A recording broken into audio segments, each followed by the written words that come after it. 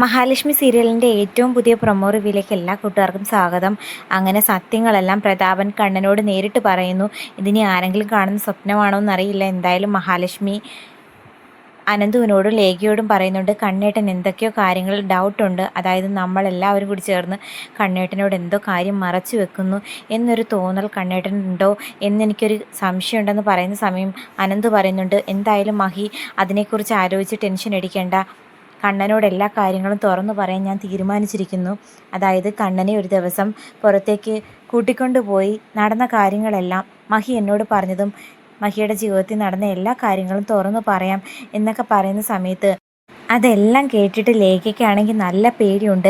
ഇപ്പം തന്നെ കണ്ണേട്ടനോട് സത്യങ്ങളെല്ലാം പ്രതാപൻ പറഞ്ഞിട്ടുണ്ടെന്നുള്ള കാര്യം കണ്ണനാണെങ്കിൽ ആരോടെയും പറയുന്നില്ല. എന്തായാലും കണ്ണൻ ഒരു കാര്യം ഉറപ്പാകുന്നുണ്ട്, അനന്തുവിനും ലേഖയ്ക്കും എന്തൊക്കെയോ കാര്യങ്ങൾ അറിയാം.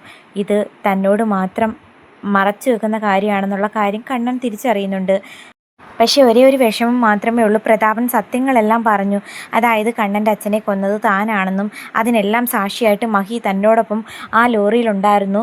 ശേഷം മഹിക്ക് കിട്ടിയിരിക്കുന്ന ആ ഒരു അയ്യപ്പൻ്റെ വിഗ്രഹമൊക്കെ അന്ന് ആക്സിഡൻറ്റിന് ശേഷം കിട്ടിയതായിരിക്കും എന്നൊക്കെ കണ്ണന് മനസ്സിലാകുന്നു. പക്ഷെ എന്തൊക്കെ പറഞ്ഞാലും ഈ ആക്സിഡൻറ്റിന് കൊട്ടേഷൻ കൊടുത്തത് വാമദേവനാണെന്നുള്ള സത്യം കണ്ണൻ അറിഞ്ഞില്ല. ഇനി സത്യമൊക്കെ ശരിക്കും കണ്ണൻ അറിഞ്ഞിട്ടുണ്ടെങ്കിൽ ഇനി അതറിയാൻ വേണ്ടിയിട്ട് കുറച്ച് ദിവസം വെയിറ്റ് ചെയ്യേണ്ടി വരുമായിരിക്കും. കൊട്ടേഷൻ കൊടുത്തത് ആരാണെന്ന് അറിയാൻ വേണ്ടിയിട്ടുള്ള ടിസ്റ്റ് ആയിരിക്കുമോ, അതോ സത്യങ്ങൾ ഇത്രയും നാൾ മൂടി വെച്ച് തൻ്റെ ജീവിതത്തിലേക്ക് കടന്നു വന്ന് മറ്റുള്ളവരെ പോലെ തന്നോടൊപ്പം ചേർന്ന് നിന്ന് പറ്റിച്ച തൻ്റെ ഭാര്യ ഉപേക്ഷിക്കാനായിരിക്കുമോ കണ്ണൻ തീരുമാനിക്കുന്നത്, അതോ ഇത്രയും നാൾ തൻ്റെ ഏറ്റവും വലിയ മിത്രങ്ങളായി കണക്കാക്കിയിരുന്ന മാർക്കോ, ലോപ്പസ്, അനന്തു, ലേഖ, അതുപോലെ സാഗർ, അങ്ങനെയുള്ള കുറേ മിത്രങ്ങളെ വെറുപ്പിച്ചുകൊണ്ട് കണ്ണൻ ആ പഴയ ശത്രുക്കളായ ഉണ്ണിയോടും ദുർഗയോടും മഞ്ജുവിനോടും സ്വാതി, അതുപോലെ സീമന്തിനി, വാമദേവൻ എന്നിവരും ഇപ്പം ചേർന്ന് മഹിയെയും അതുപോലെ മഹിയെ സ്നേഹിക്കുന്നവരെയും വിഷമിപ്പിക്കാനുള്ള പുറപ്പാടായിരിക്കുമോ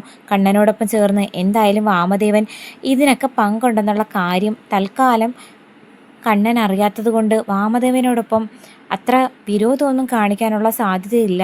എല്ലാത്തിൽ നിന്നും മുങ്ങി നിൽക്കുവാണ്, രക്ഷപ്പെടുവാണെന്ന് മനസ്സിലാക്കുമ്പോൾ മുത്തശ്ശിയും അതുപോലെ കരുണയും തന്നെ വാമദേവനെയും കണ്ണൻ്റെ മുമ്പിൽ വെളിച്ചത്ത് കൊണ്ടുവരുമെന്ന് തന്നെയാണ് പ്രതീക്ഷിക്കുന്നത്. എന്തായാലും സത്യം തിരിച്ചറിഞ്ഞ കണ്ണൻ ഉറപ്പായിട്ടും മഹിയെ വെറുക്കും. പിന്നെ പ്രഗ്നൻ്റായ ഈ സാഹചര്യത്തിൽ ഡെലിവറിയോട് അടുപ്പിച്ച് അല്ലെങ്കിൽ അങ്ങനെ മഹിക്ക് എന്തെങ്കിലും വയ്യായിക വരുന്ന ആ ഒരു സാഹചര്യത്തിൽ മഹിയുടെ നിരപരാധിത്വം മനസ്സിലാക്കിക്കൊണ്ട് തന്നെ മഹിയെ ഉൾക്കൊള്ളാനും അതുപോലെ മഹിയും കുഞ്ഞിനെ സ്വീകരിക്കാനും തയ്യാറാകുമായിരിക്കും. പക്ഷേ എന്തൊക്കെ പറഞ്ഞാലും പ്രതാപനും വാമദേവനും കണ്ണൻ വിധിക്കുന്ന ശിക്ഷ എന്തായിരിക്കും? ഇനി കരുണയും ഉണ്ണി ജീവിതത്തിൽ നിന്നും പുറത്താക്കുമോ ഇല്ലയോ എന്നൊക്കെ കാത്തിരുന്ന് കാണാം. എന്തായാലും ഒരു വല്ലാത്ത ട്വിസ്റ്റാണ് ഇനി വരാൻ പോകുന്നത്.